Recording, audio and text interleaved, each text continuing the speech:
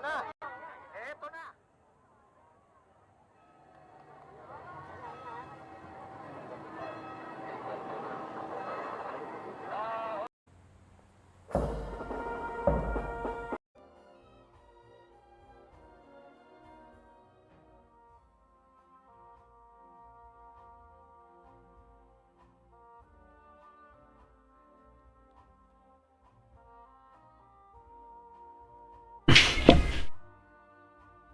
Din.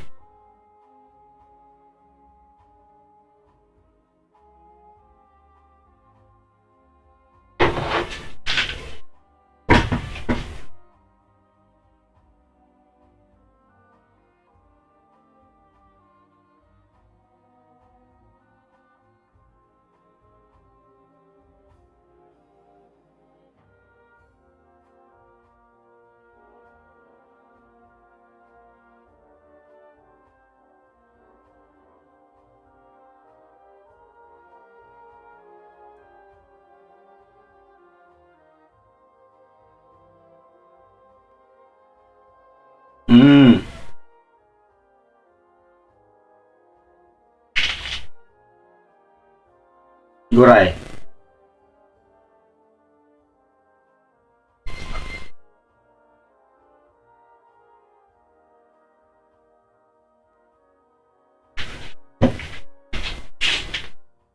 Bayuflo.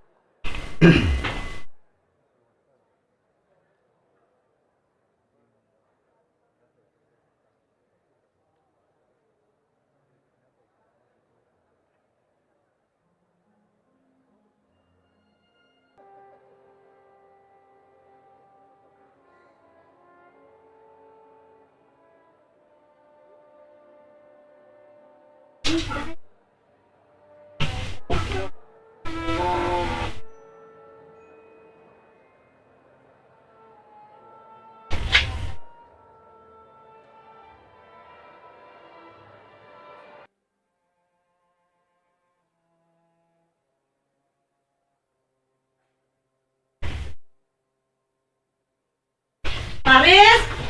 Where are you going again? Huh? Hey! Hi! No more going there. Hi! Guys.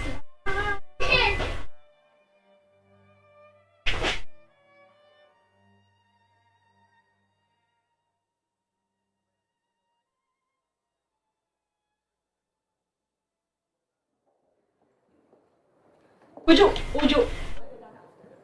My time to play. It's my time to play, Papa. Oh no. King.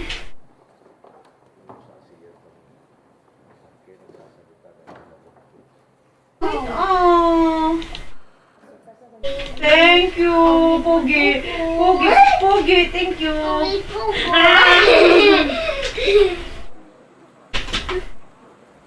Why you always want to play? Eh.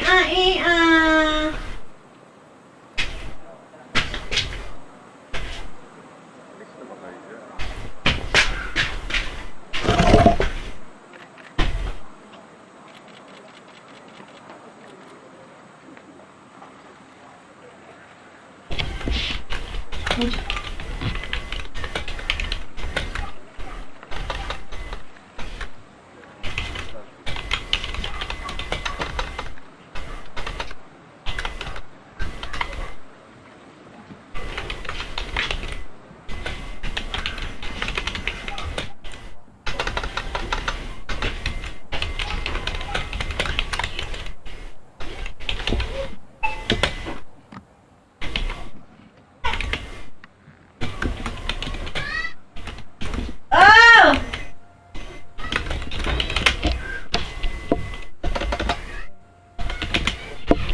No electric!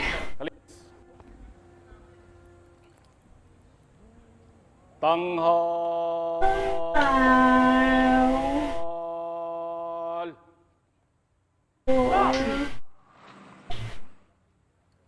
Kalpunan, pinunot kawal. Tanghal. Ta!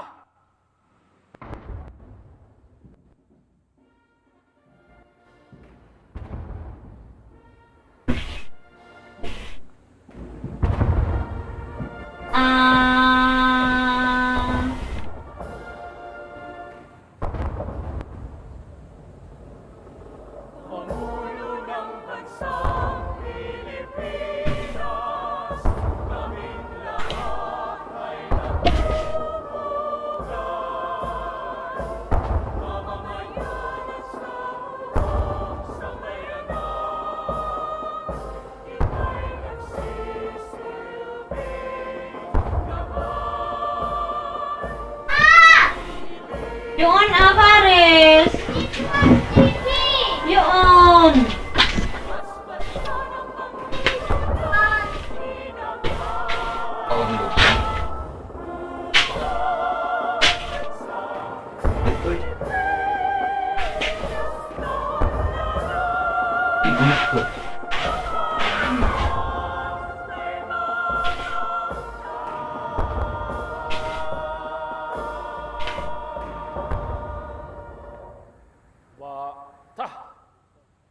Dadala. Kalis. Oh no, again, it's not the...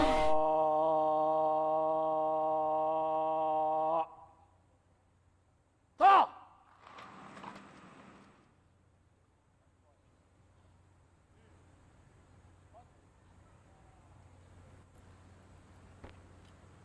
Mahal na Pangulo, handa na po ang tanod pandangal upang libutin.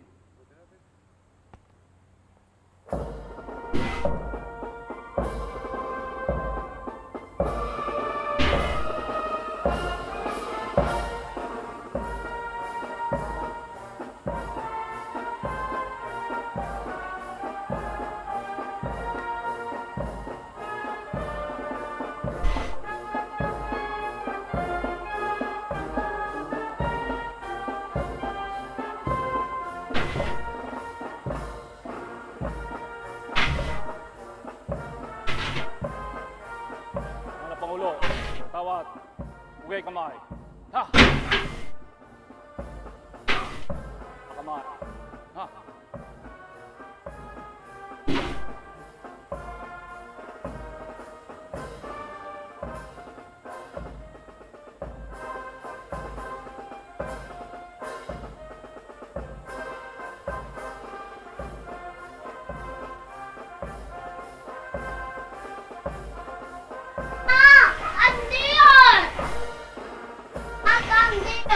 Okay, come there.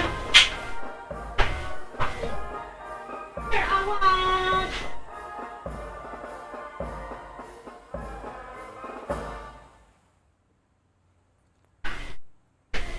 Tanghal.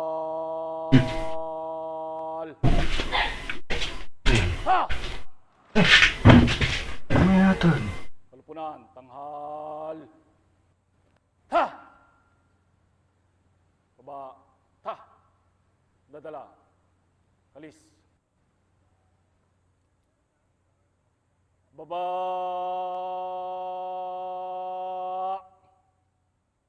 Ha!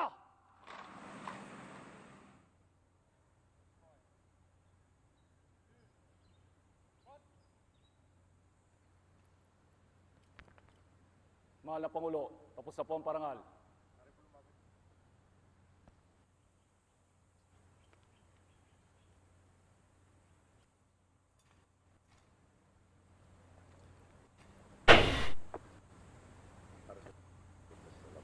Yes, sir.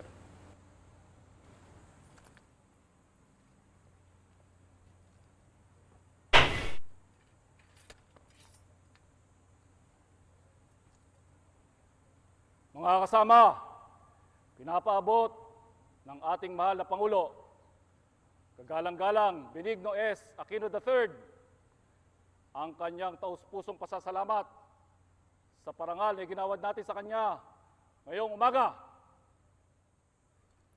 Baba, kalis.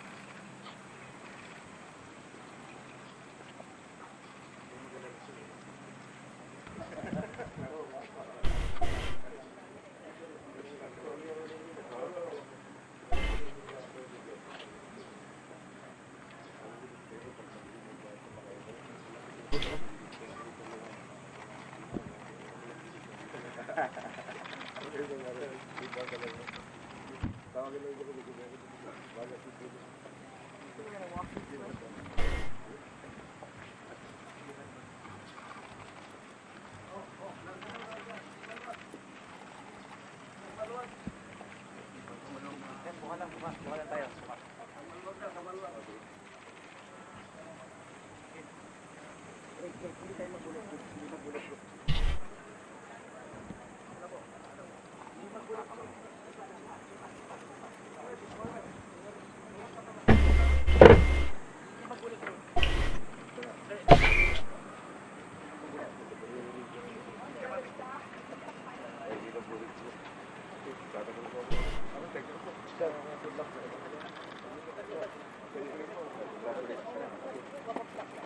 lang po kami, sir.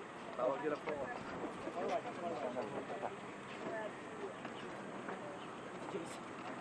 JC.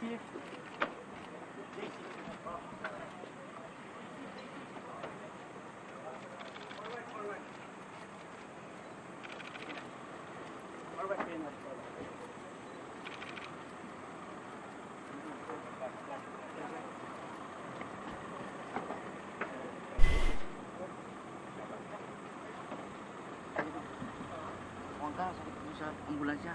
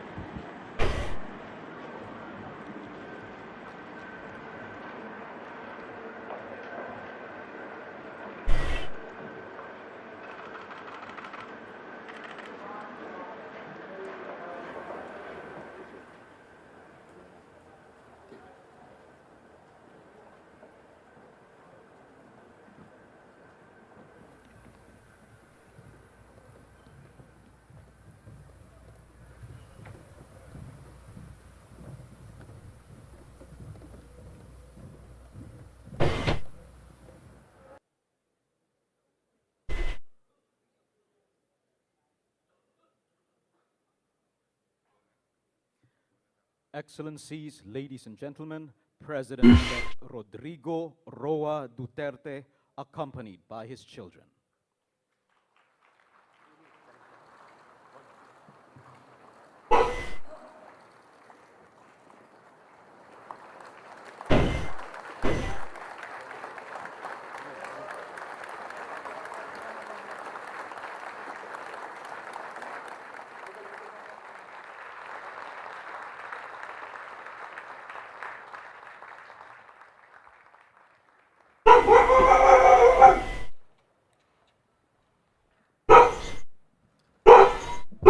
Request that you please remain standing for the singing of the Philippine national anthem. Kayang magiliw, pero silanganan. Alam ang puso, sa mo'y buhay. Lupang hingi, tuyan ka ng magiting. Sa manlulupi, di ka pa sisiin.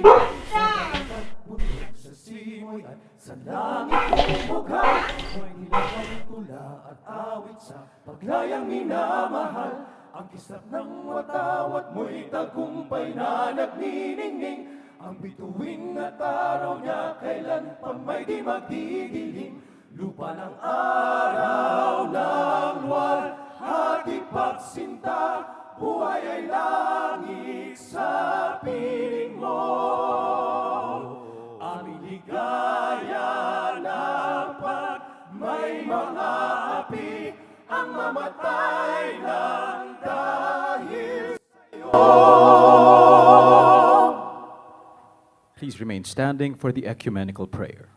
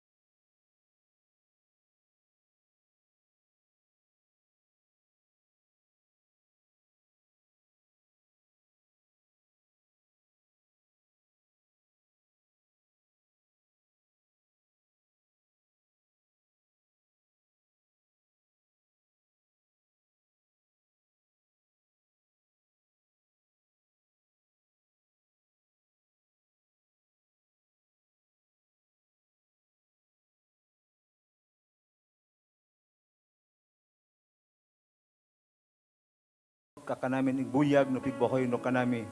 Oyo nis kanami kalangon naming ugpos it ingod to Pilipinas kahongonan nin. Bahainot mo pian suman-suman kakanamin Pangulo.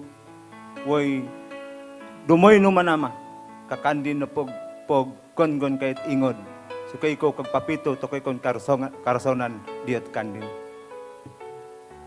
Almighty Father, into your loving hands we commit our President, whom we have chosen for this nation at such a time as this, Rodrigo Roa Duterte.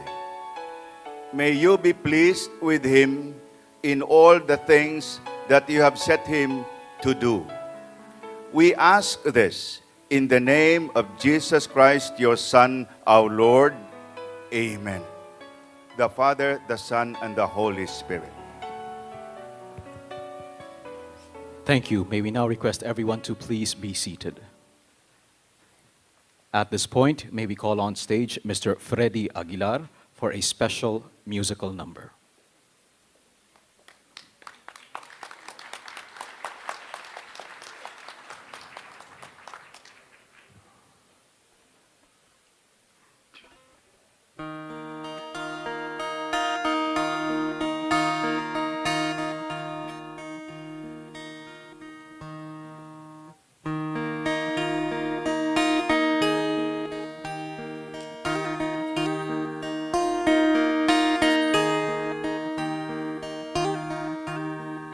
Ikaw ang Pangulo para sa pagbabago. Sawa na ang bayan ko sa magnanakaw na trapo.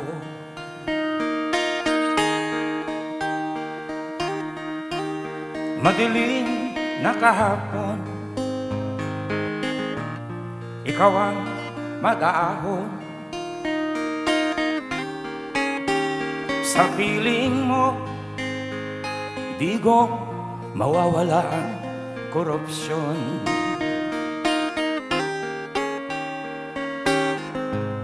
Tayo na Pilipinas, tayo na magbago. Oh, ikaw at ako, tayong lahat kay Rodrigo Duterte, para sa tunay na pagbabago.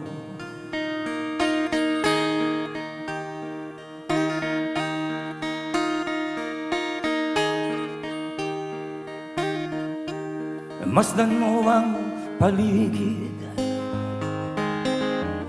talamak mga krimen, rape, droga at mga nakawan, dapat nang mapigilan.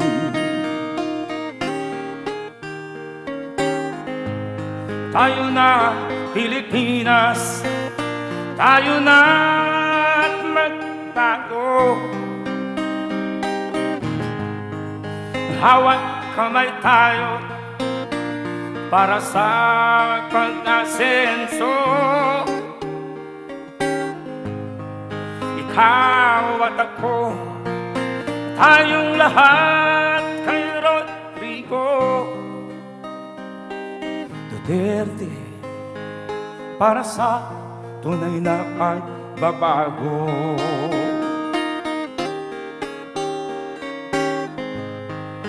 Ikaw at ako, tayong lahat kay Rodrigo Duterte, para sa tunay na pagbabago.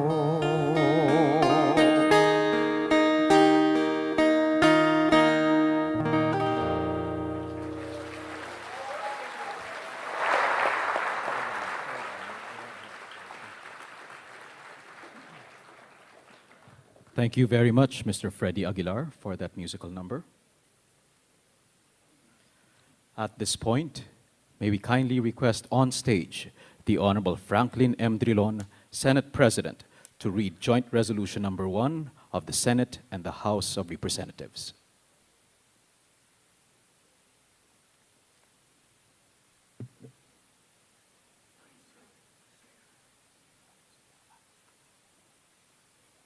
President of the Senate of the Republic of the Philippines, it is my distinct honor and privilege to read resolution of both houses number 1, proclaiming the duly elected President and Vice President of the Republic of the Philippines.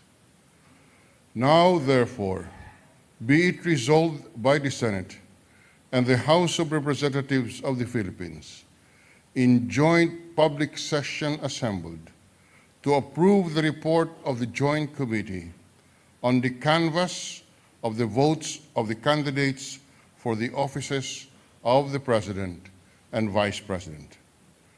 Resolved further to declare that the candidate Rodrigo R. Duterte and candidate Maria Leonor G. Robredo received the highest number of votes cast for President and Vice President, respectively, in the national elections held on May 1, 2016, and by May 9, 2016, and by virtue thereof, to proclaim Rodrigo R. Duterte as the duly elected President of the Republic of the Philippines, and Maria Leonor G. Robredo as the duly elected Vice President of the Republic of the Philippines.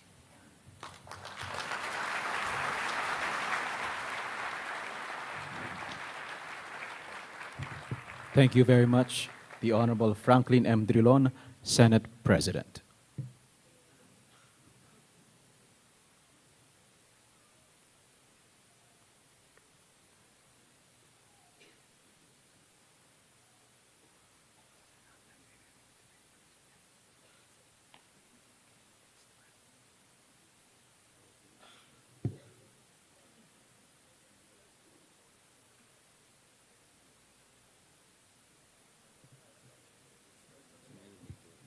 In keeping with the provisions of the Constitution, the oath taking, of course, will take place at 12 noon as stipulated.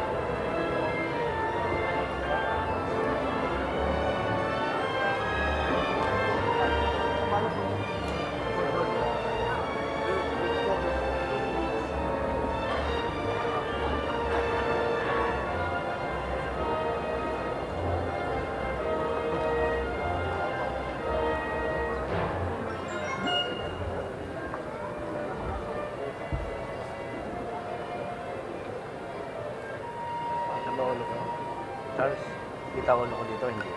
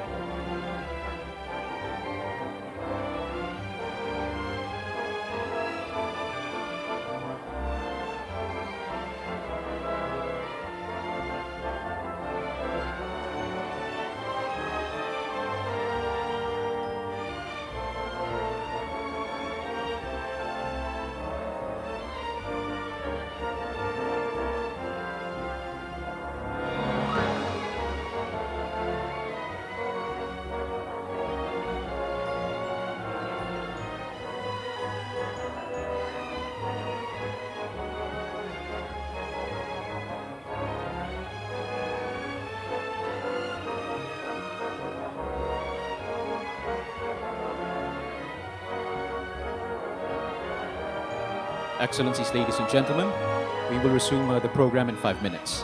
Again, we will resume the program in 5 minutes. Thank you.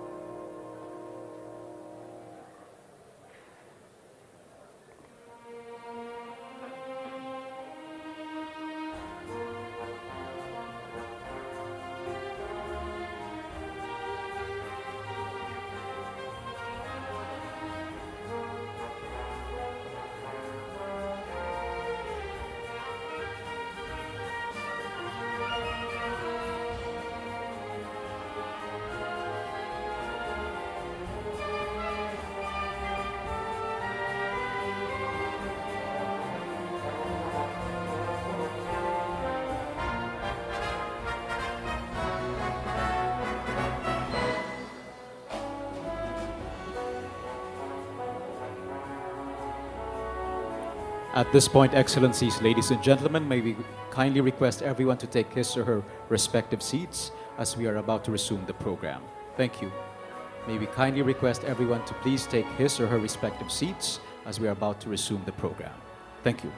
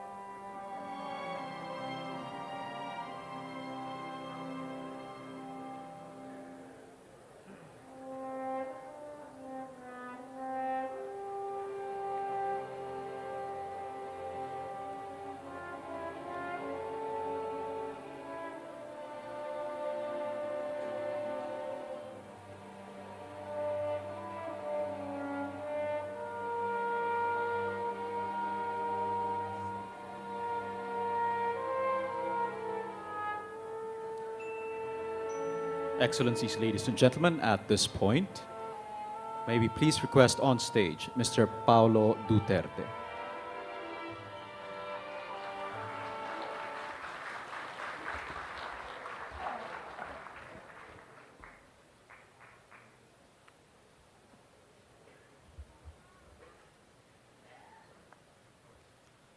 May we likewise call on stage Ms. Sara Duterte.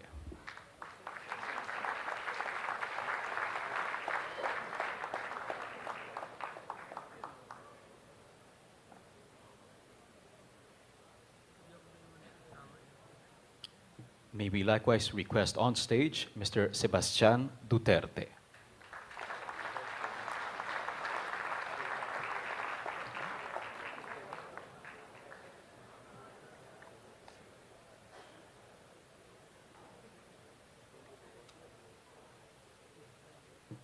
May we likewise call on stage Ms.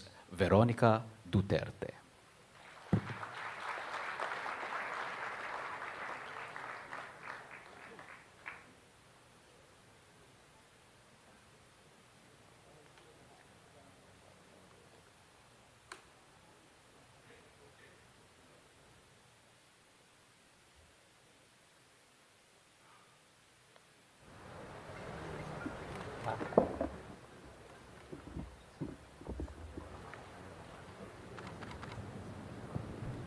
At this time, may we kindly request on stage Supreme Court Associate Justice Bienvenido L. Reyes.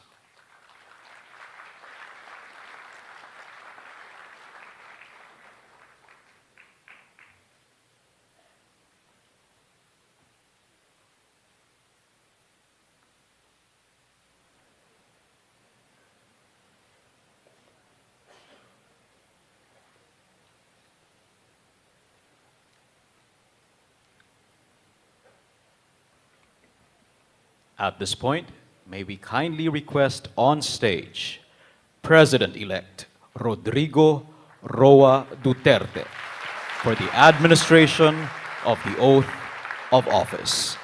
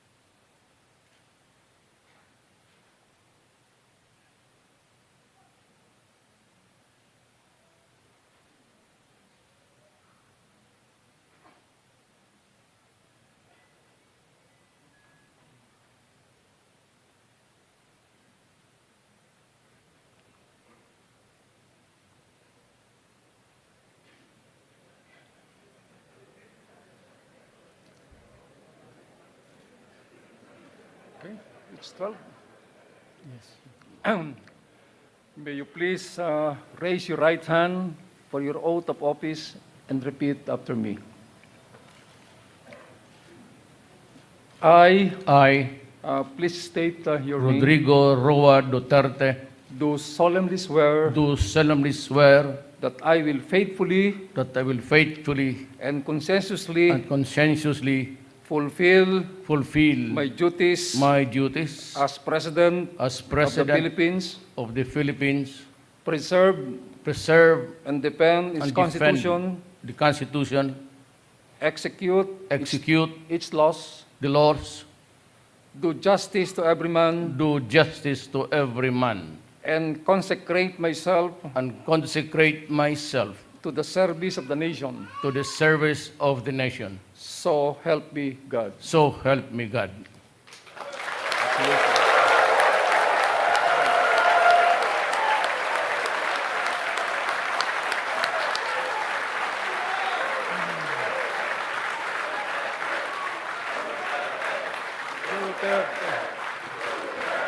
The President will now proceed to sign his oath of office.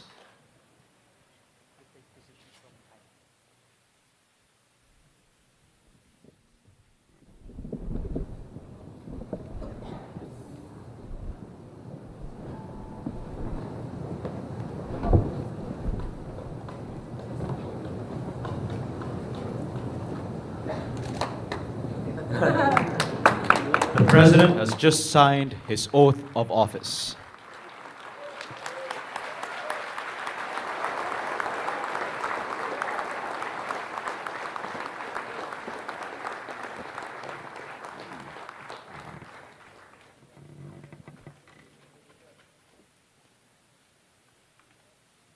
Excellencies, ladies and gentlemen, the President of the Philippines, Rodrigo Roa Duterte.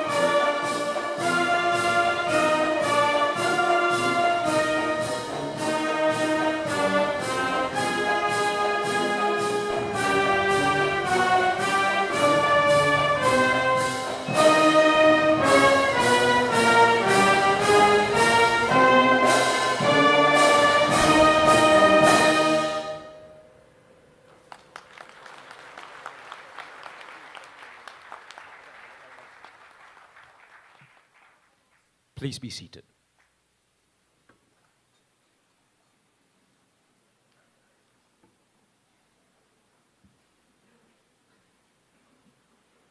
President Fidel Ramos, Sir, salamat po sa tulong mo making me President.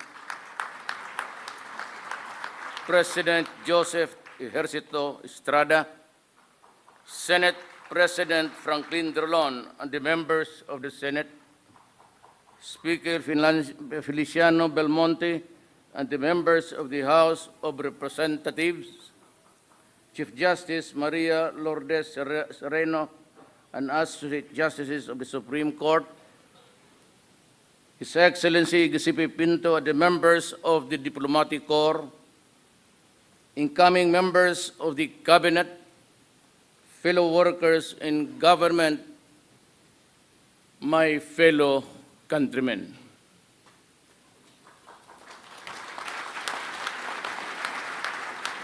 No leader, however strong, can succeed at anything of national importance or significance unless he has the support and cooperation of the people he is tasked to lead and sworn to serve.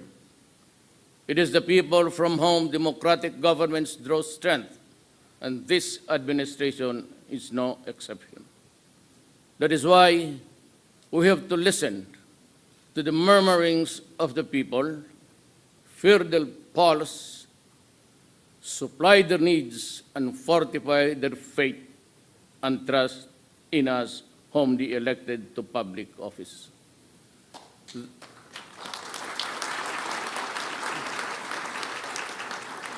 There are many amongst us who advance the assessment that the problems that bedevil our country today, which need to be addressed with urgency, are corruption, both in the high and low echelons of government, criminality in the streets, and the rampant sale of illegal drugs in all strata of Philippine society, and the breakdown of law and order, true but not absolutely so.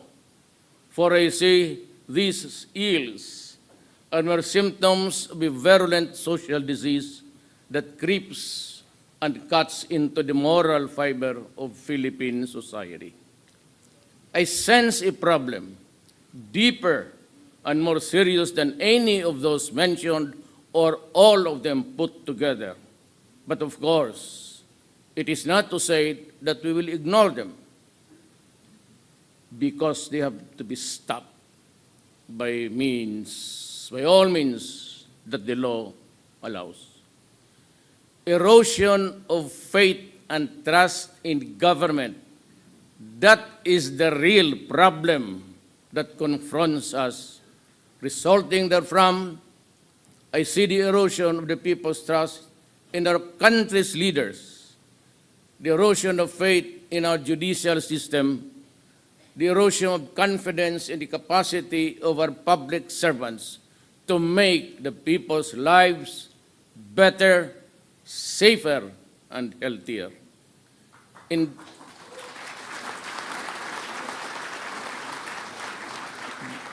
Indeed, ours is a problem that dampens the human spirit, but all is not lost. I know that there are those who do not approve of my methods of fighting criminality, the sale and use of illegal drugs and corruption. They say that my methods are unorthodox and verge on the illegal. In response, let me say this. I have seen how corruption bled the government of funds which were allocated for the use in uplifting the poor from the mire that they are in. I have seen how illegal drugs destroy individuals and ruin family relationships. I have seen how criminality, by means all foul, snatched from the innocent and the unsuspecting the years and years of accumulated savings, years of toil, and then suddenly they are back to where they started. Look at this from that perspective and tell me that I am wrong. In this fight, I ask Congress and the Commission of Human Rights and all others who are similarly situated to allow us a level of governance that is consistent to our mandate. The fight will be relentless and it will be sustained. As a lawyer and a former prosecutor,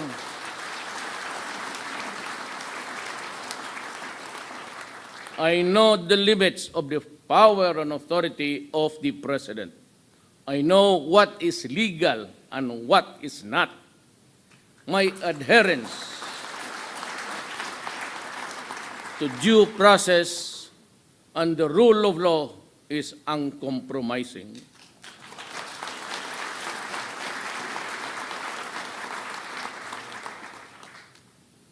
You mind your work, and I will mind mine.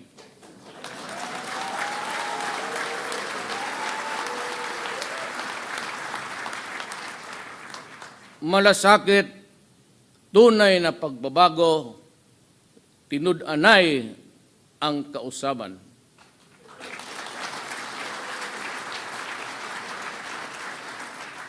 These are the words which catapulted me to the presidency.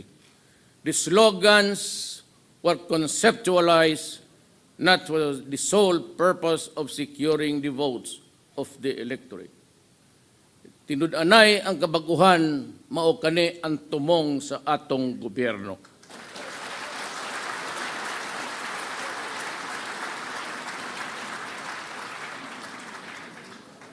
Far from that articulated by me in behalf of a people hungry for genuine and meaningful change. But that change, if it is to be permanent and significant, must start with us and in us.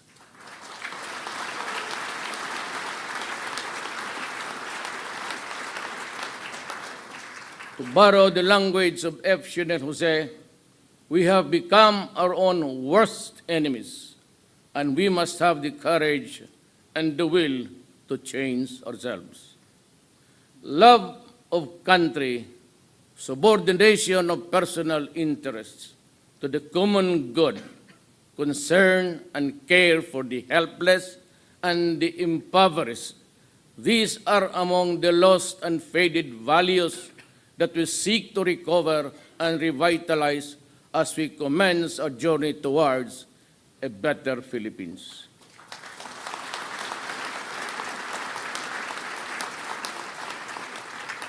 The ride will be rough, but come and join me just the same.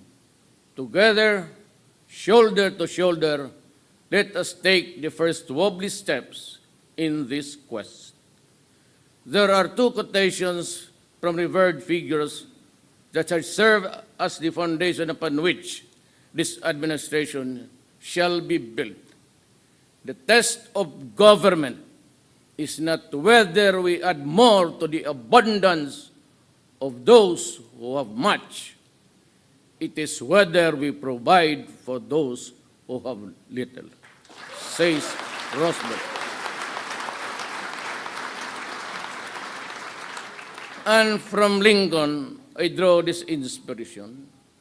You cannot strengthen the weak by weakening the strong. You cannot help the poor by discouraging the rich.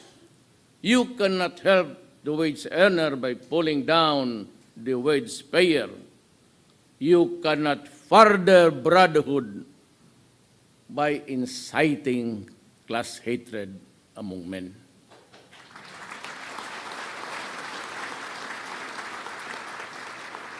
My economic and financial political policies are contained in those quotations, though couched in general terms. Read between the lines. I need not go to specifics now. They shall be supplied to you in due time. However, there are certain policies and specifics of which cannot help wait for tomorrow to be announced. Therefore, I direct all department secretaries and the heads of agencies to reduce requirements and the processing time of all applications from the submission to release.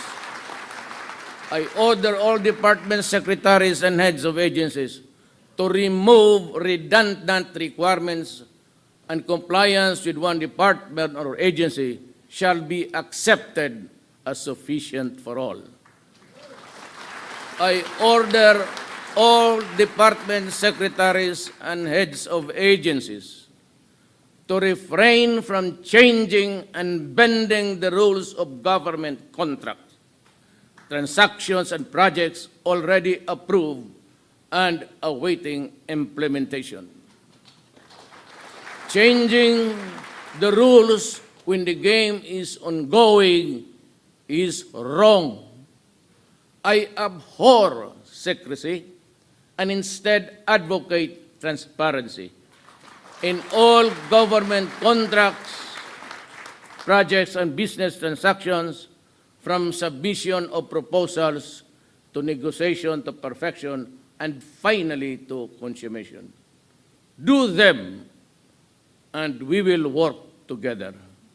Do not do them, we will part sooner than later.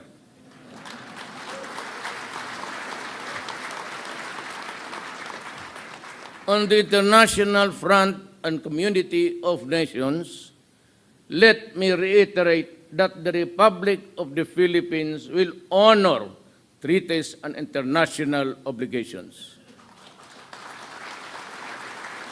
On the domestic front, my administration is committed to implement all signed peace agreements in step with constitutional and legal reforms. I am elated by the expression of unity among our Moro brothers and leaders and the response of everyone else to my call for peace.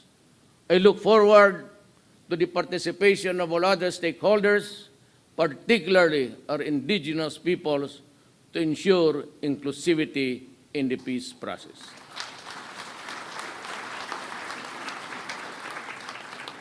Let me remind, in the end of this talk, that I was elected to the presidency to serve the entire country.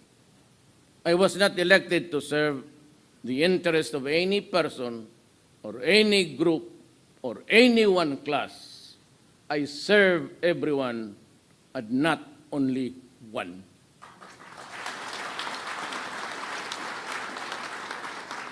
And that is why I have adopted as an article of faith the following lines written by someone whose name I could no longer recall. He said, I have no friends to serve. I have no enemies to harm. Descending, therefore, I now ask everyone, and I mean everyone, to join me as we embark on this crusade for a better and brighter tomorrow. But before I end, let me express the nation's, in behalf of the people, our condolences to the Republic of Turkey for what has happened in the place. We offer our deepest condolences. Why am I here? Hindi kasali ito dyan.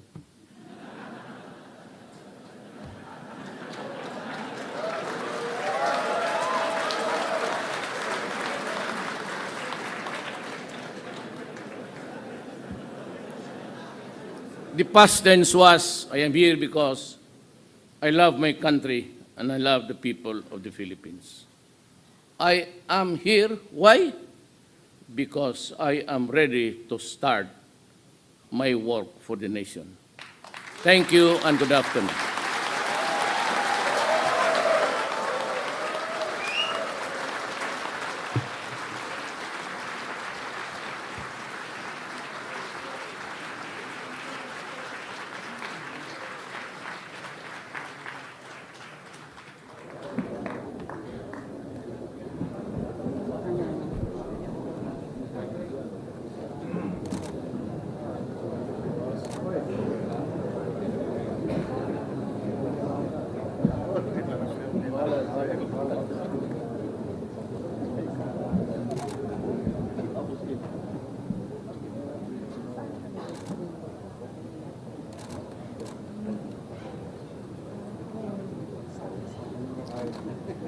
Thank you. Kindly take your seats, please.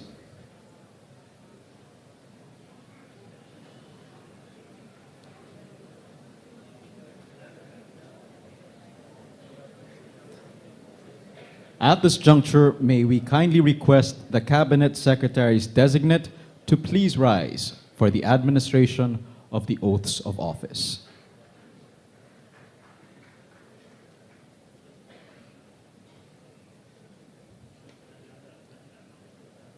This includes other appointive officials.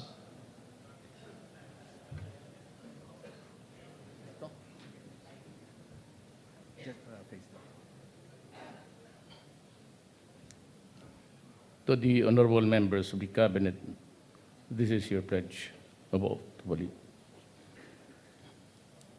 I state your name, having been appointed to the position of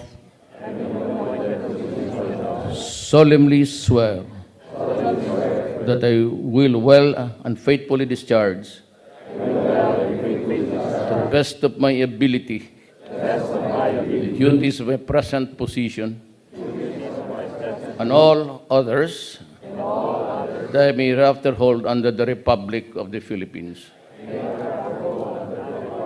That I will support and defend the Constitution of the Philippines. That I will bear true faith and allegiance to the same. That will obey the laws, legal orders, and decrees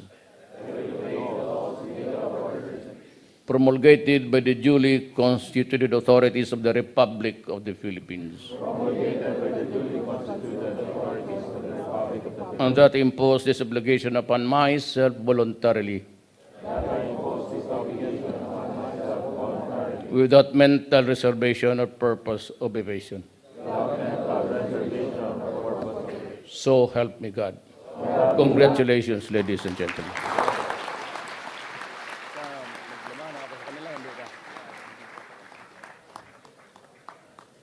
Thank you very much, Mr. President.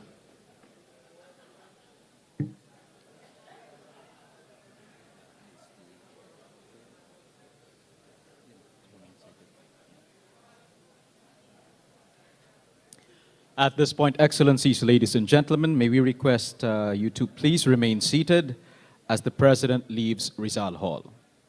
Again, may we request you to remain seated as the President leaves Rizal Hall.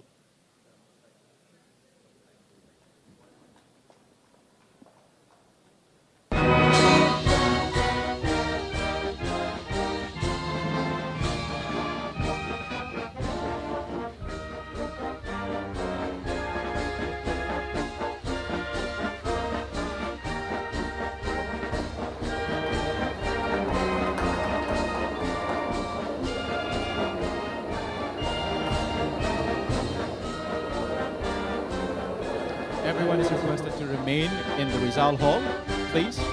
Thank you.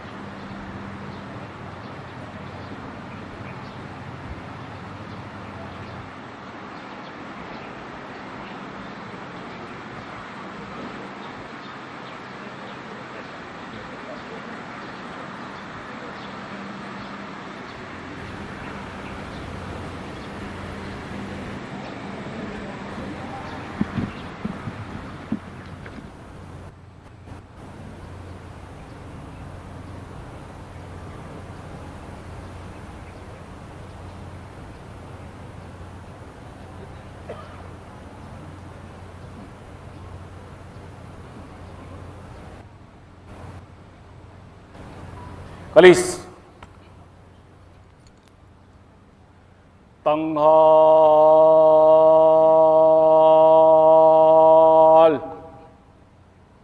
Ta!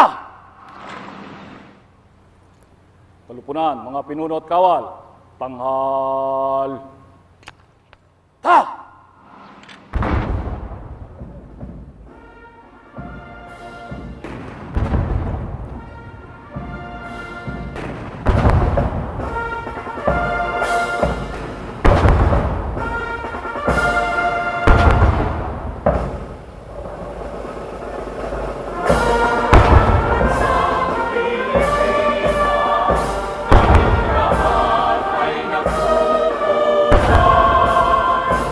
Mamamayan at sa buong sambayanan, ika'y nagsisilbing gabay.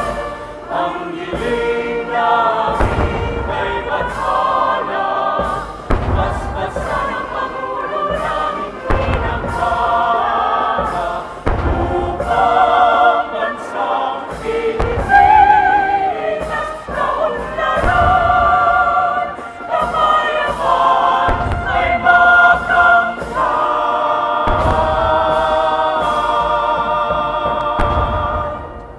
Baba. Ta! Ang dadala. Kalis.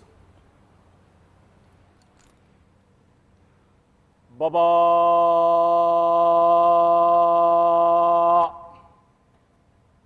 Ta!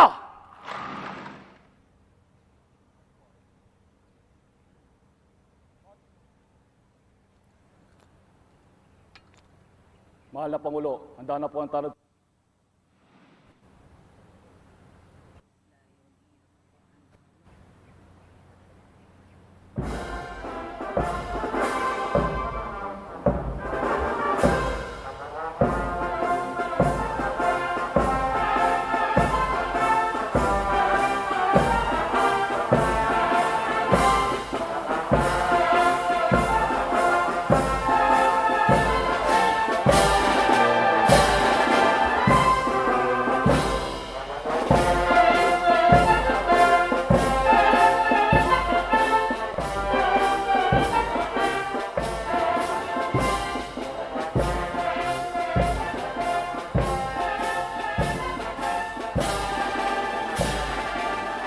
Mahal na Pangulo, itong tawag.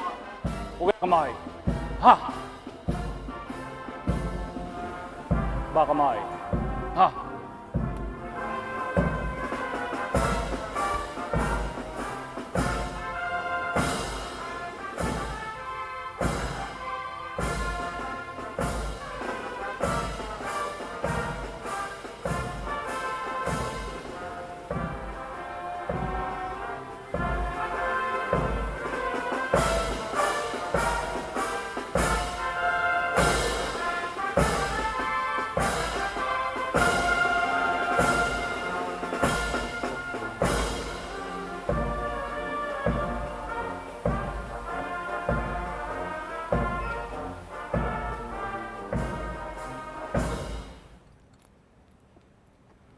Tanghal.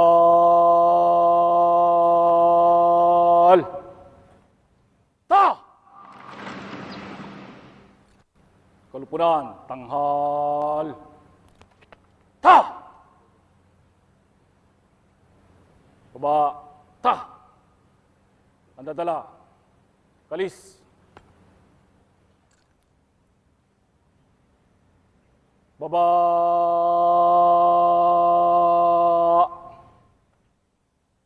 Ta!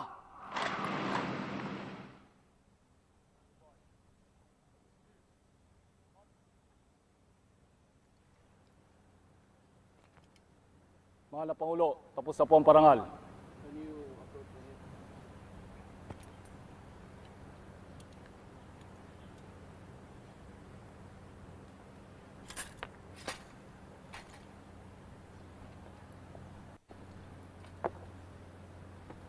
Kindly tell the troops that I am very appreciative. Yes, sir. Of you.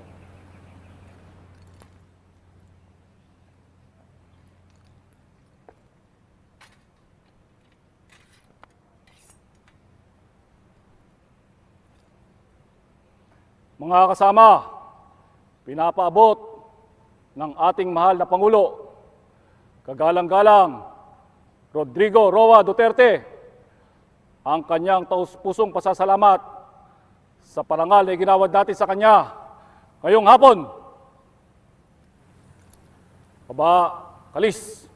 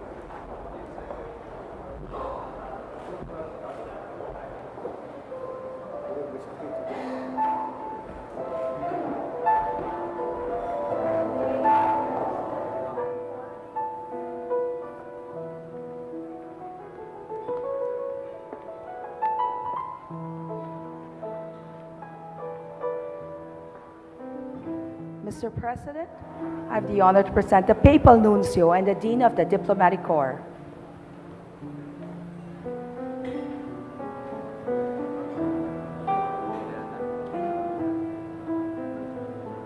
The Ambassador of the Independent State of Papua New Guinea.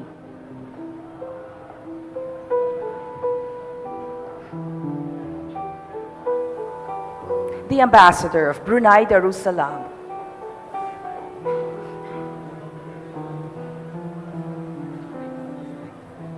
The Ambassador of the United Arab Emirates.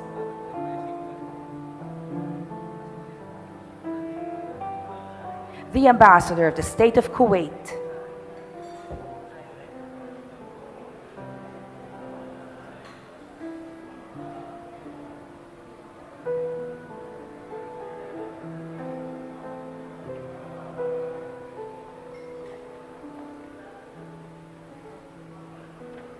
The Ambassador of the Democratic Republic of Timor-Leste.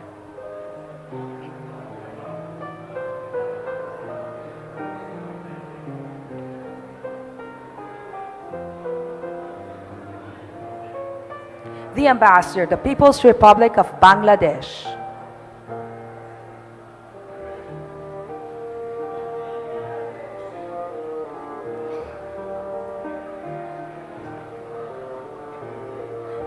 The Ambassador of the Kingdom of Cambodia.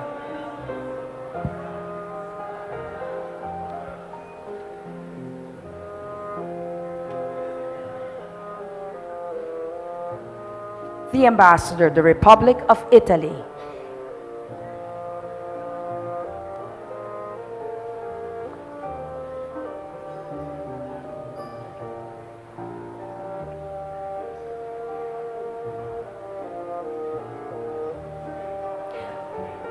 The Ambassador of the Republic of Egypt.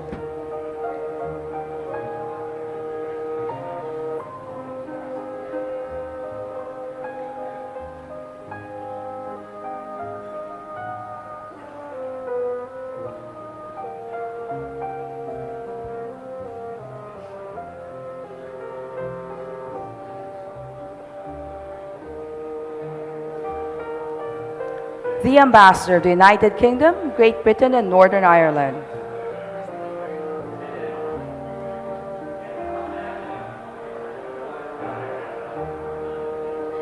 The Ambassador of the United Mexican States.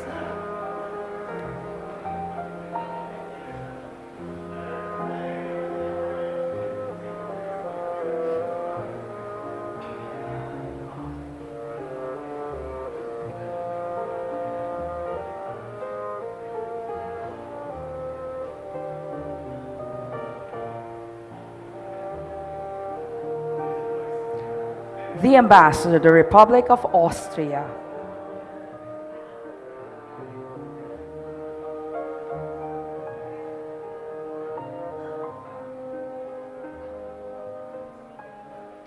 The Ambassador of the Republic of the Union of Myanmar.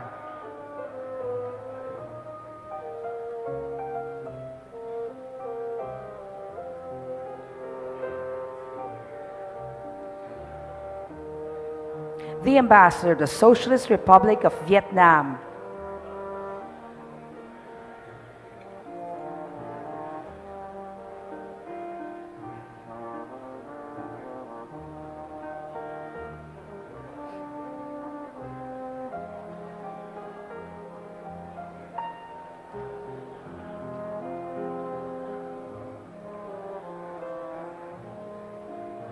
The Ambassador of Canada.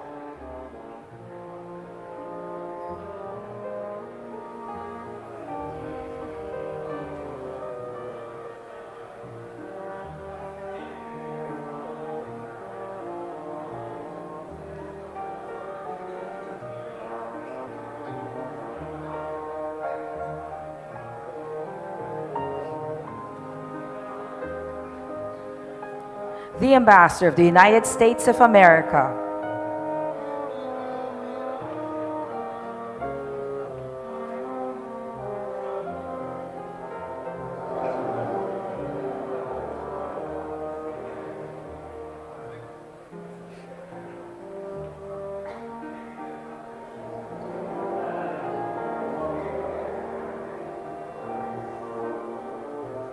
The Ambassador of the Islamic Republic of Pakistan.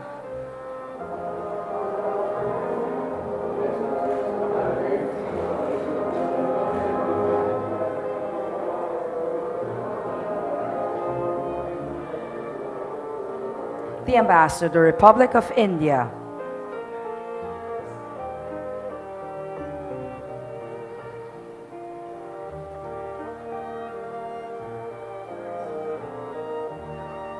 The Ambassador of the Sultanate of Oman.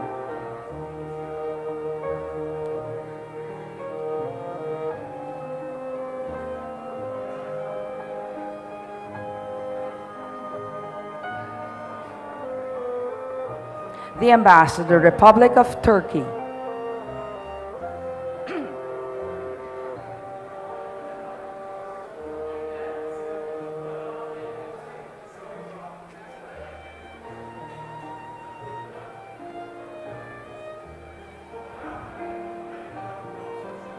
The Ambassador of the People's Republic of China.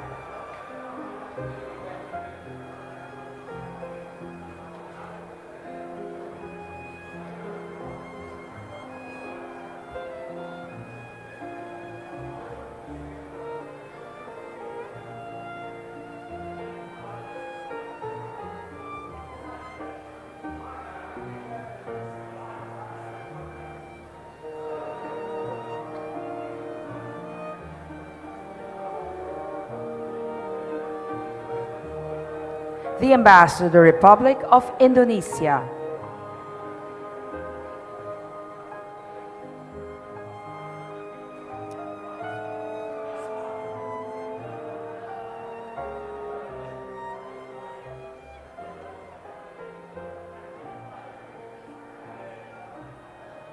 The Ambassador of the Federal Republic of Germany.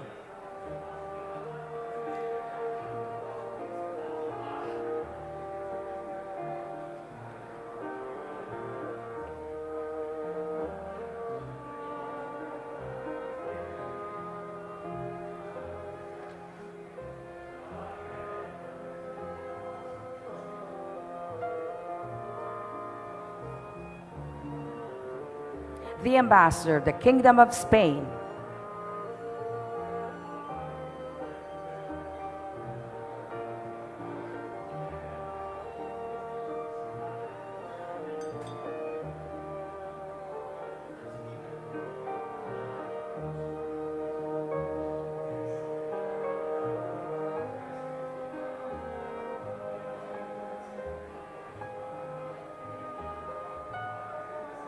The Ambassador of the State of Israel.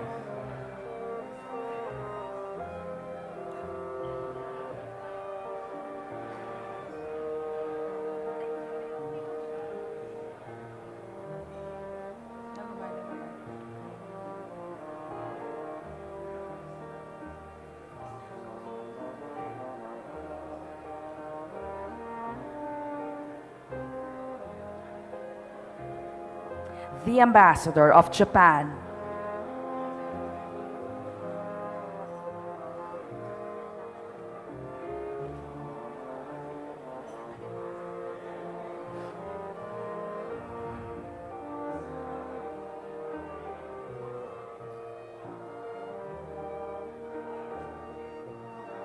The Ambassador of the Argentine Republic.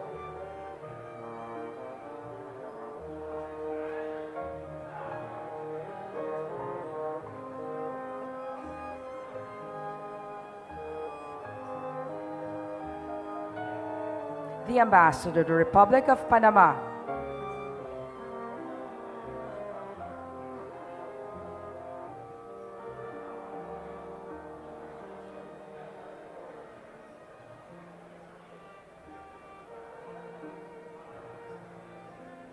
The Ambassador of the Kingdom of the Netherlands.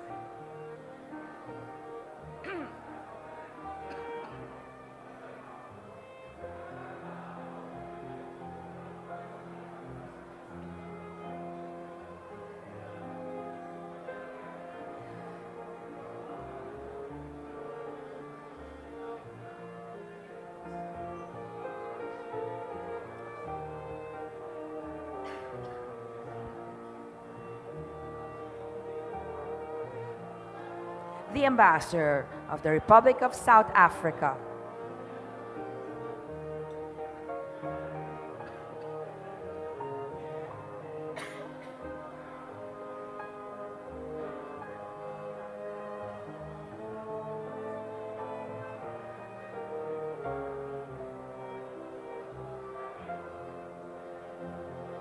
the Ambassador of New Zealand,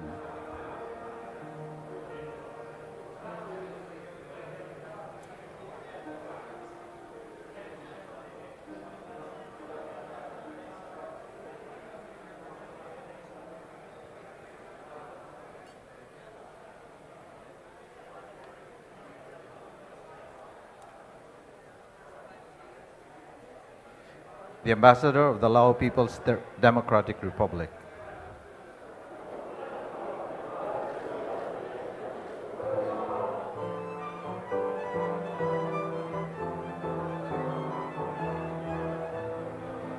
the Ambassador of the Kingdom of Saudi Arabia,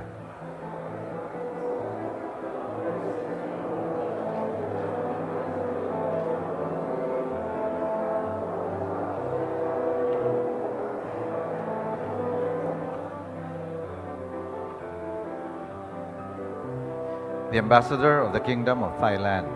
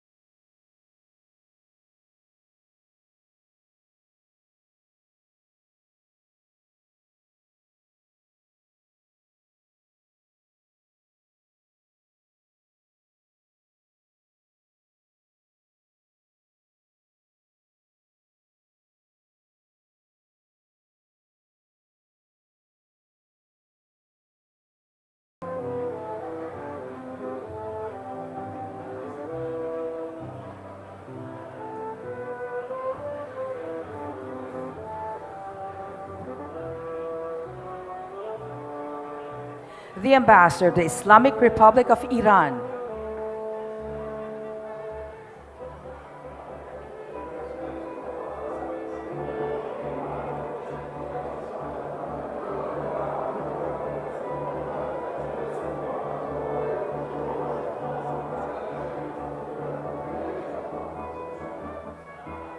the Ambassador of the Commonwealth of Australia,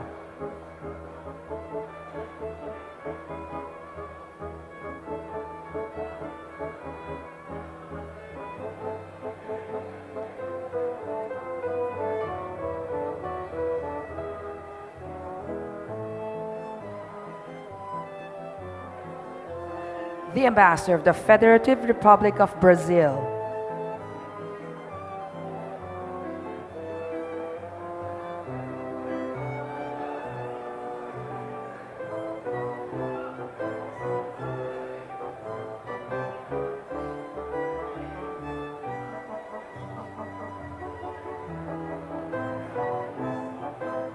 the Ambassador of the Republic of Iraq,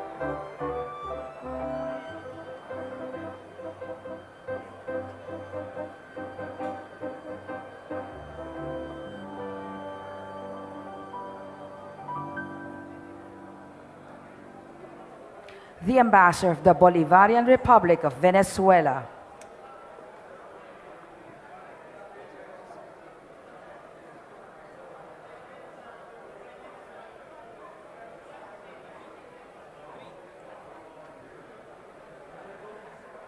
the Ambassador of the Sovereign Military Order of Malta,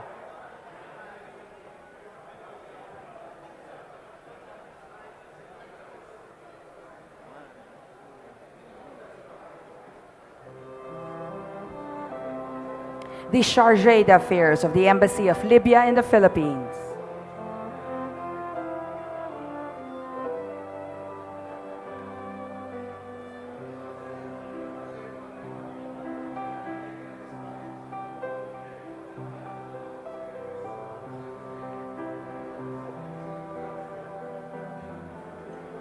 the Chargé d'Affaires of the Embassy of Angola and the Philippines,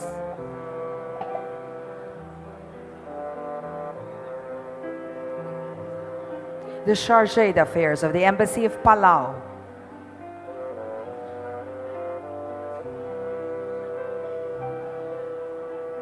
the Chargé d'Affaires of the Embassy of Romania,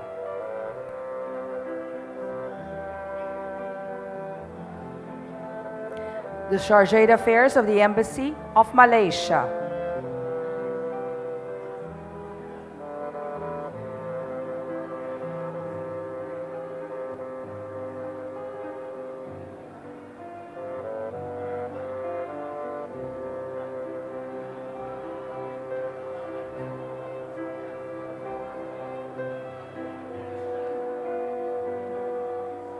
the Chargé d'Affaires of the Embassy of Nigeria,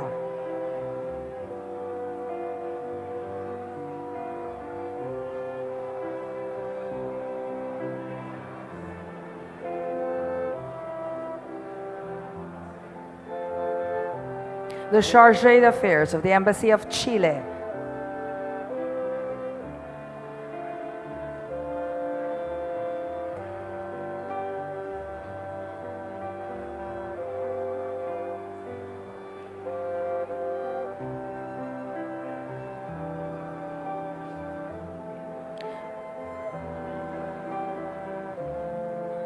the Chargé d'Affaires of the Embassy of Hungary,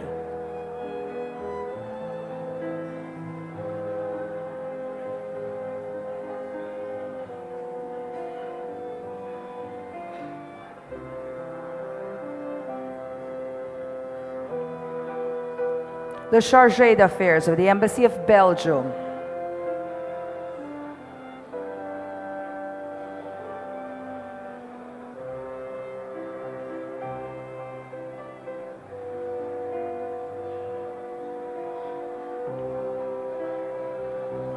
the Chargé d'Affaires of the Embassy of the Czech Republic,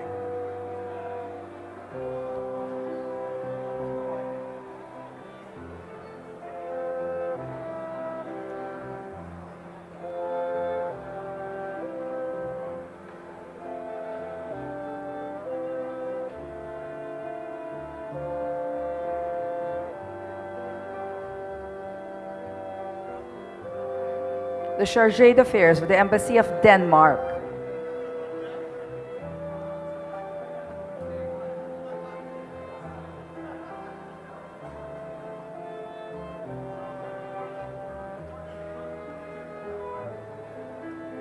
the Chargé d'Affaires of the Embassy of Norway,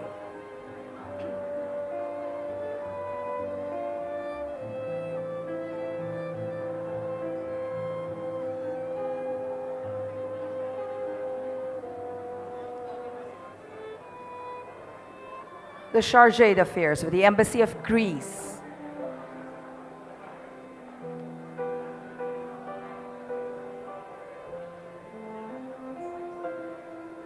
the Chargé d'Affaires of the Embassy of Russia,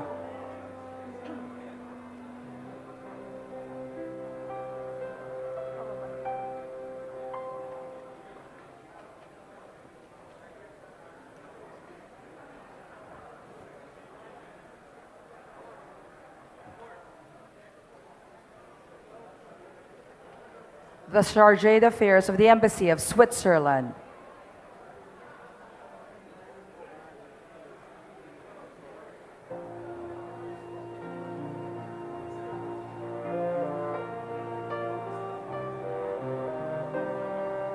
the Chargé d'Affaires of the Embassy of Qatar,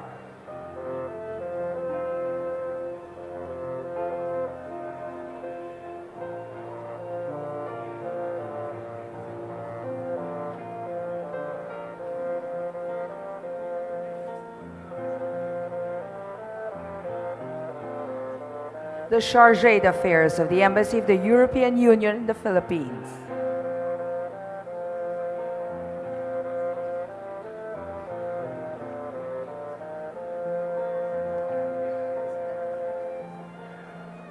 The President of the Asian Development Bank.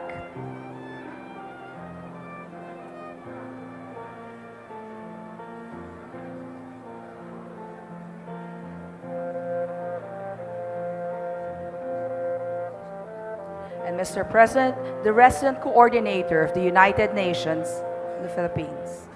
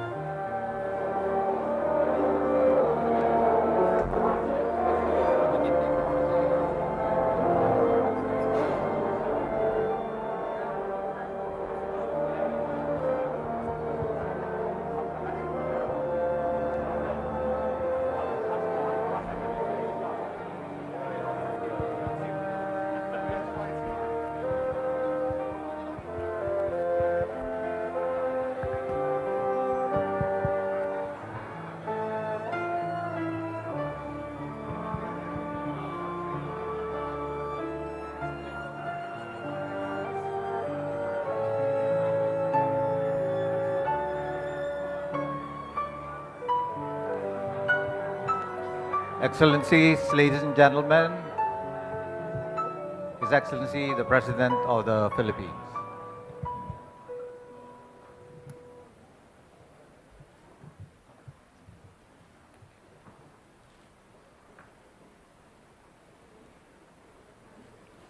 Excellencies of the Diplomatic Corps, today we honor the Filipino people's powerful victory to peacefully give a voice to their aspirations for a life of constancy and dignity. Our people have spoken and the message is very clear. We seek a nation living in peace and order. We shall engage the world to make a solid contribution for our stability and security. And therefore, Excellencies, I propose this toast to our friends and partners in the region and the world over. We look to you for the support as we continue to work together for peace, security, and progress. Mabuhay!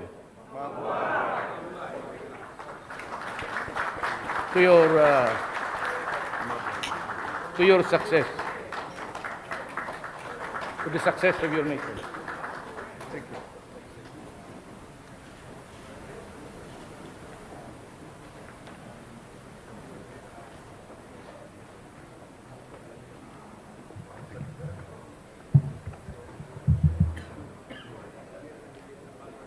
Your Excellency Rigo Roa Duterte, President of the Republic of the Philippines, Honorable Secretaries of the Cabinet, Honorable Salvador Media Leader, Executive Secretary, Honorable Perfecto Yasay, Secretary of the Department of Foreign Affairs, distinguished government officials and chiefs of the Philippine Armed Forces and the Philippine National Police, Your Excellencies, the ambassadors and heads of the international organizations accredited to the government of the Philippines, distinguished ladies and gentlemen.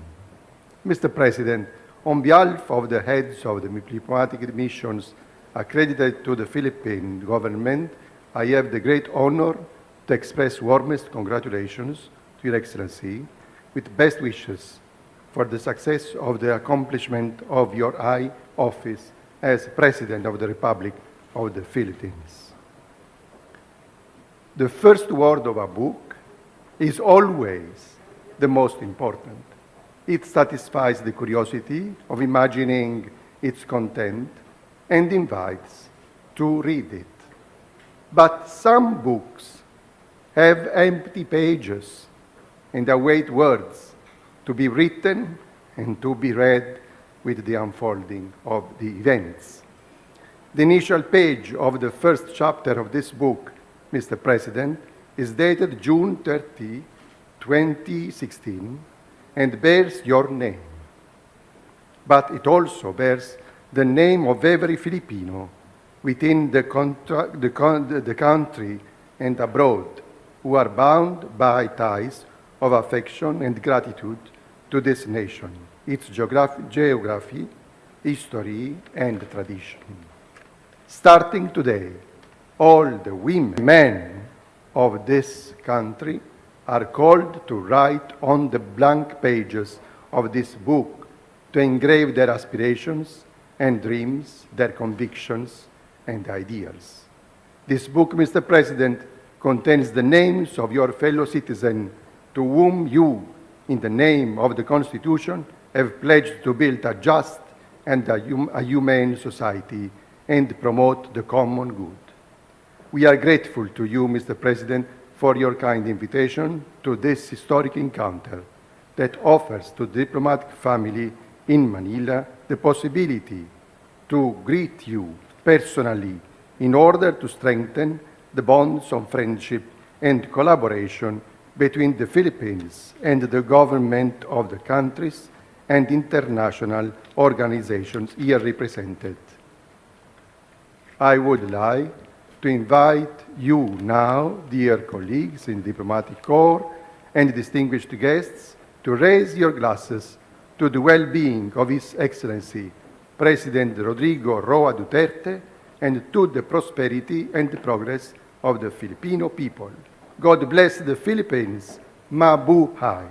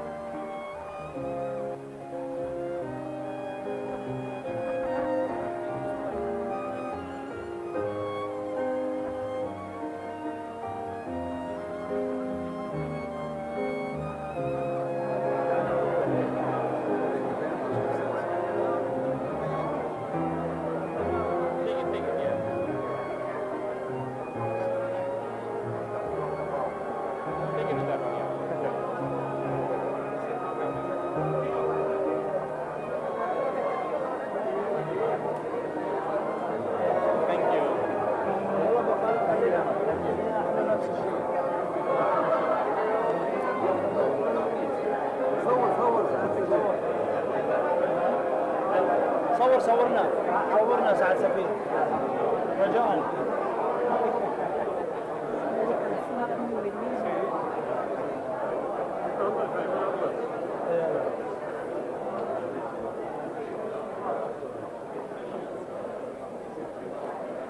الجنب حلو صور. صورت؟ صورت مو؟ جان روح هيك.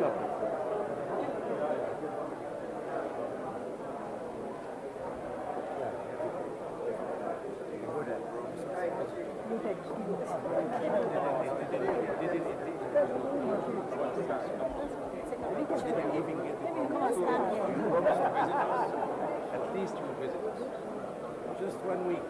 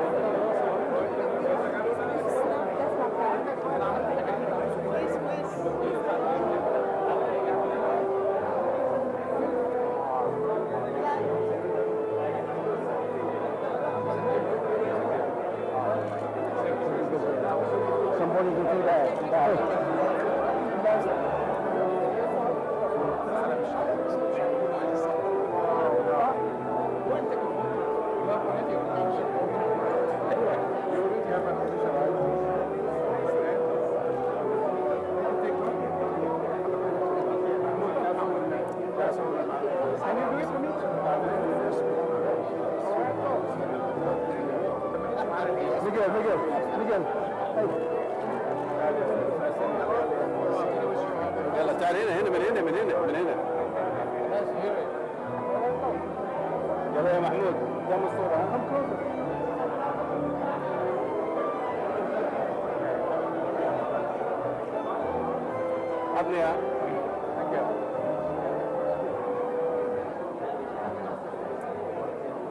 حبني لا اصور لك بعدين.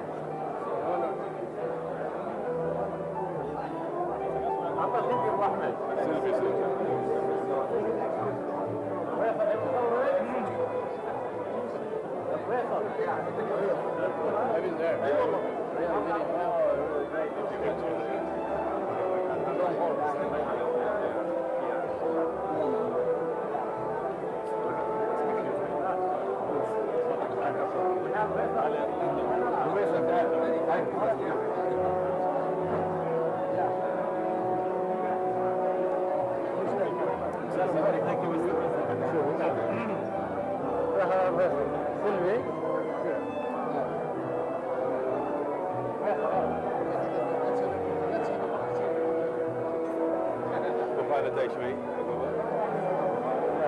هذه شوي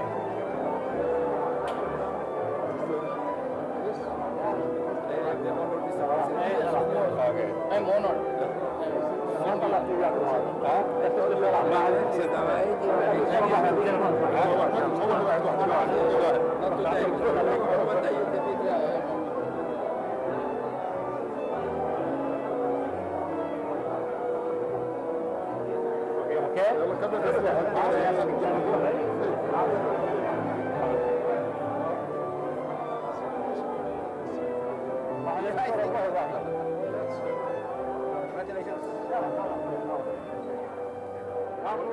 I will send you with Thank you so much.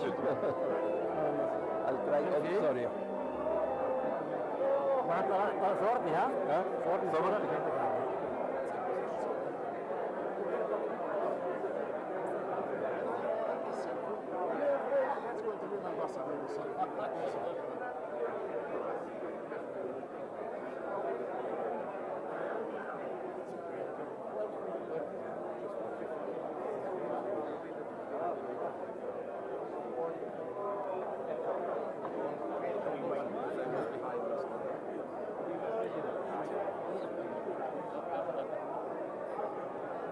to meet you.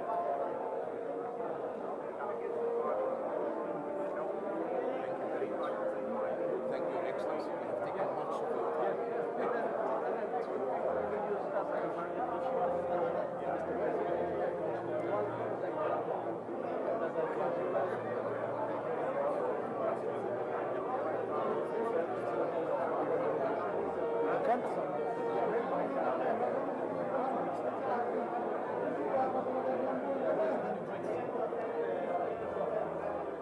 Try to figure out if I have a schedule. But I will go there with just a very short uncovered country. I'll just take the commercial flight to France. Air France, and if it's, you have a route somewhere here.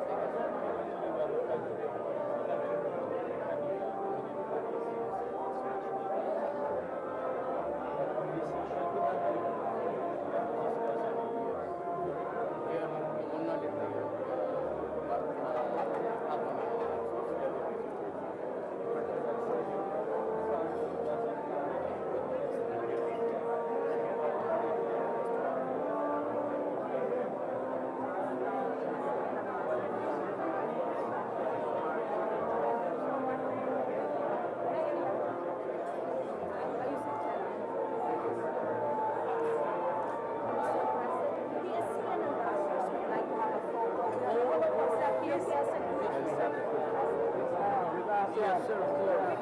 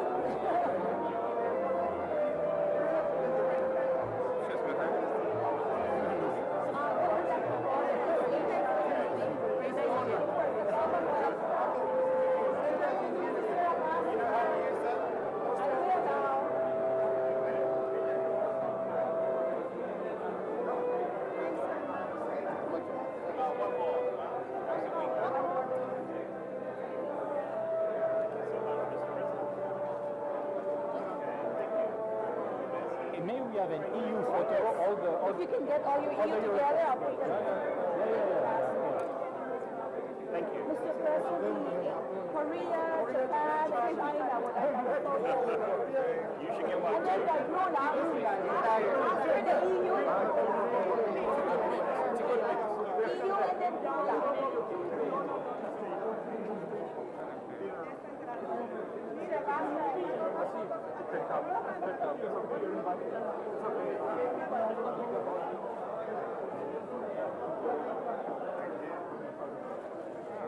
Later on, you can hear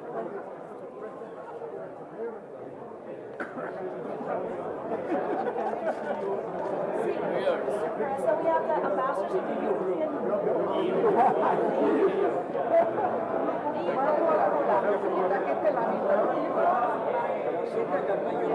Yes. What is it to pay now? Should we put it is still here.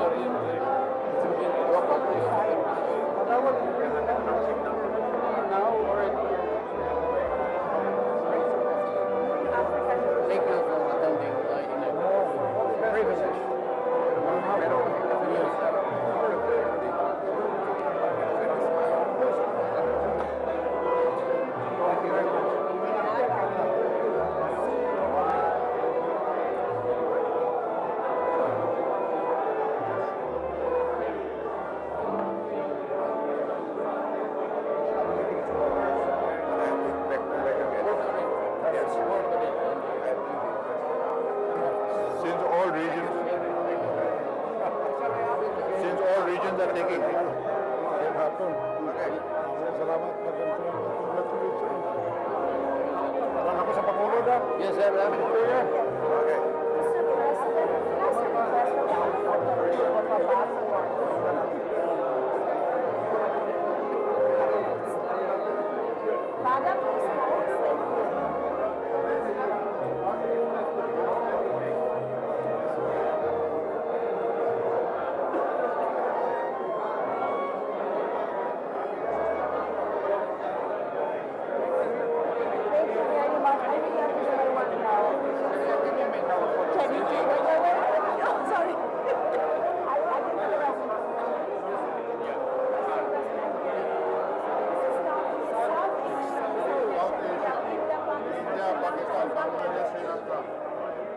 Should have also one. Very important. Excuse me.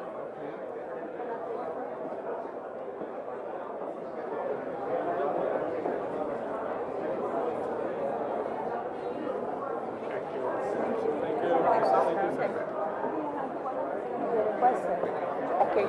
Yes.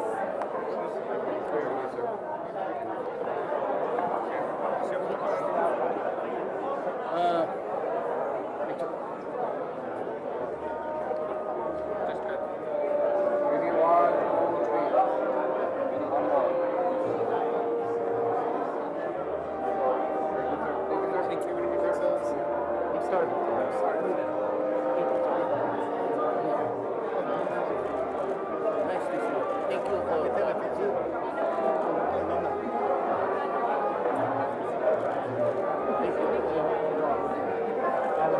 glad that you glad that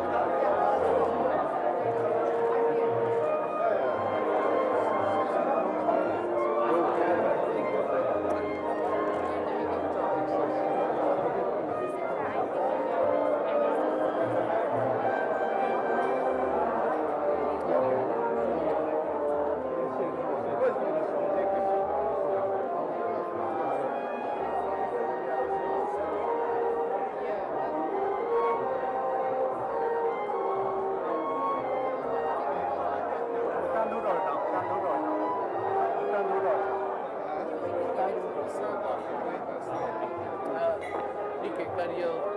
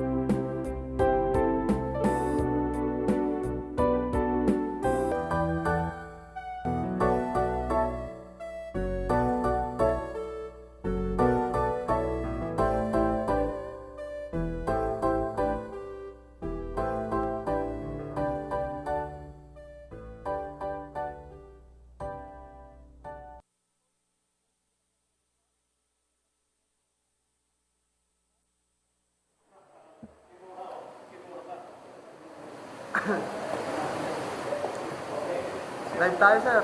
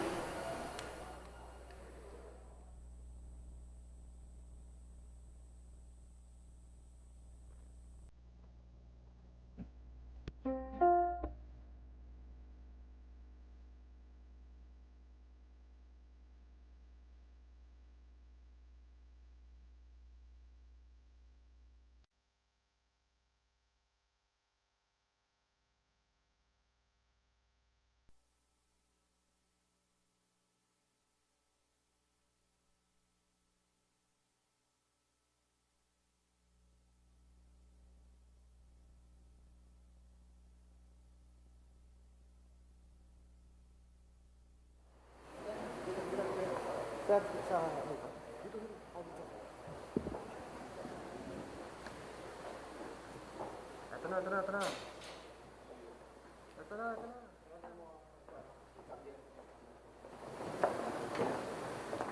Mr. President, Judge, sumagot. My dear blood. Sagot mo ba? May kapilit ko. Sorry na tayo niya.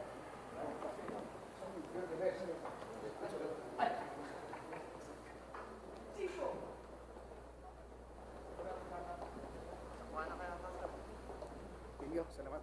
Saan ako mag-iiyak? Dito na sa baba, kaliwa ka, sir.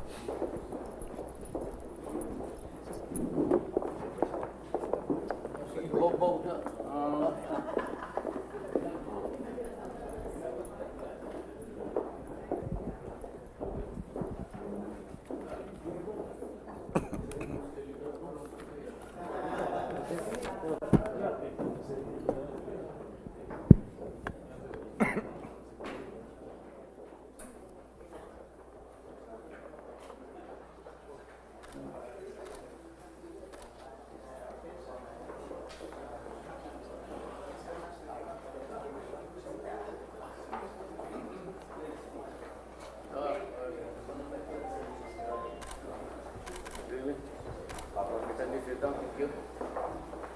Very good. We don't need to stand up actually.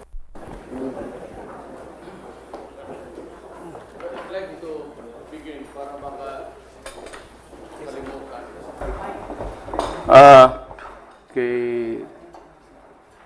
Kay Artman siguro tutugadi. There's a practice actually which I just knew that kung ako, the presidential takeoff or landing, may 30 minutes hiatus. So nobody takes off or land if the presidential plane is, wala namang presidential plane na. But I want this stop. We should not be treated different from the other suffering Filipino passengers. Makita nyo ito crowded. At dagdagan mo ng mga ganong 30-30, like before it's even an hour, before you can use the skies. Mahirap mayong ganon. It's not good. Siguro si Art would just advise the CAAP na any one of us, kung bigyan tayo ng priority to take off, salamat tayo. But we should also follow everyone's travel. Pila tayo. Kasi yung ganon, for example, if I plan to fly at 5 o'clock, Tapos yung mga eroplano sa airports na walang night capability. And they would run out of daylight while waiting for the 30 minutes for the president to mamakansilar yung flight nila. So, and it is every other airport ma-delay.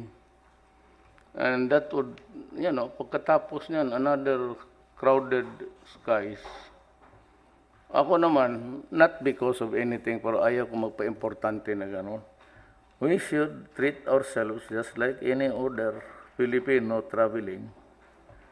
Wala man tayong aeroplano, but I plan to take the ordinary commercial flights. But not now because everybody is offering for the use of their airplanes.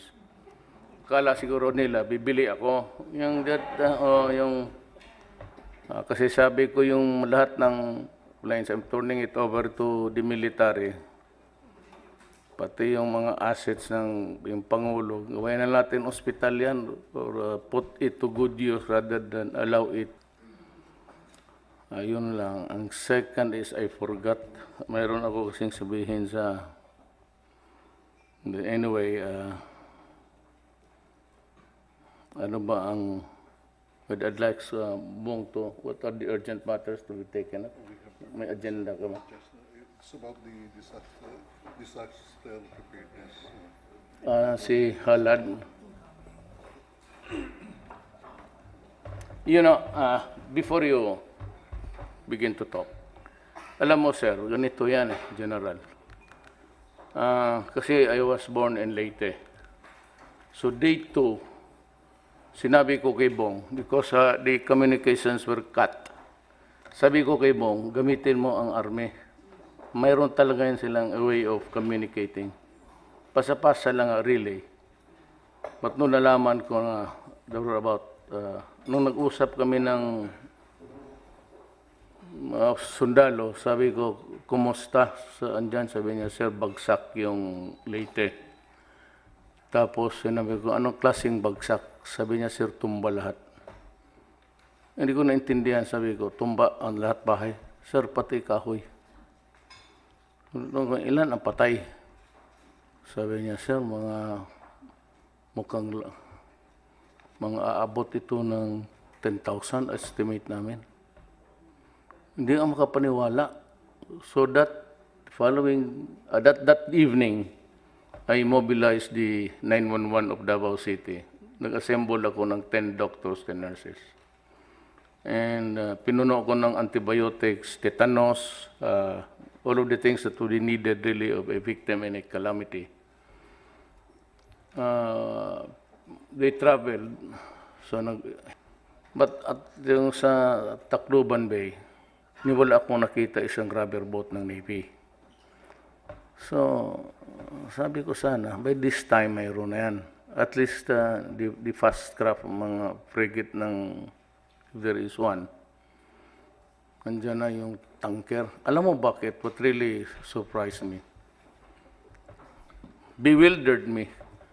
Kasi nung pagbaba ko, hawak-hawak kong yung plastic na bottle. Yung sinalubong ako ng sundalo, sabi niya, Mayor, may tubig pa kayo. Alam ko na problema na. Kasi ano niyan, pagkain pati tubig. Yung pagkain na hindi na nga niluluto. Yung diretso na from the can, masardinas ka o karne norte ka. And to think that about Ormoc was just a few kilometers. Hindi naman few, but almost like 80. And Maasin was doing all right. Bakit walang tulong dito? And after 2 days, nagpalit ako ng personnel. Sabi ko, they can only endure it 2 days. Ang baho eh. Pati walang tubig. So I was expecting that there was I'm not trying to condemn anybody. But nung tumawag ako there was a changing of personnel sa 911 sa Davao City. Nagpadala ako ng mabago para pauwiin yung initial batch. Sabi ko, may tanker na ba dyan? Sabi, wala. Bakit sa ano? Saan yung mga tanker na Cebu? Marami kang makuha. Well, anyway, I'm not condemning anybody. But sa general halad lang, sir. You might want to take that into factor when you... Kasi dapat nakaposition yan sa nearest. Not really so near to be hit also, but by the typhoon or cyclone, if you may. Yun ang ano niya. So, the resources must be on deck, positioned nearby. If you can draw the path of the typhoon and deploy the assets of government, basta ano dyan, ano, tubig na malinis, pati pagkain na walang cooking dyan. It's yung magpadala ka ng sakong bigas ganon on the first 1 week, it's useless. Ayan yan, si Jhun, no? Yung earthquake niya sa Bol, wala talagang kwenta. Una, wala silang lutuan, walang firewood, wala lahat. Puro talagang pag-instant yan. Noodles, well, it is not nutritious really, it's pure carbohydrates, but wala mga protein yan. But still, it can fill the stomach for the day. Yun ang ano ko lang, sir. We have a disaster maybe coming our way. Hopefully not, but this planet is being, I don't know, punished by God. So every now and then, but everywhere, climate change is here. We were warned so many years ago, about 7, that ngayon, dumating na talaga. Even the United States is suffering heat wave on the western side, and on the east, dito sa, I can understand why the foreign secretary came home to escape the rigors of... So, I'm through. Ano, sir, salamat.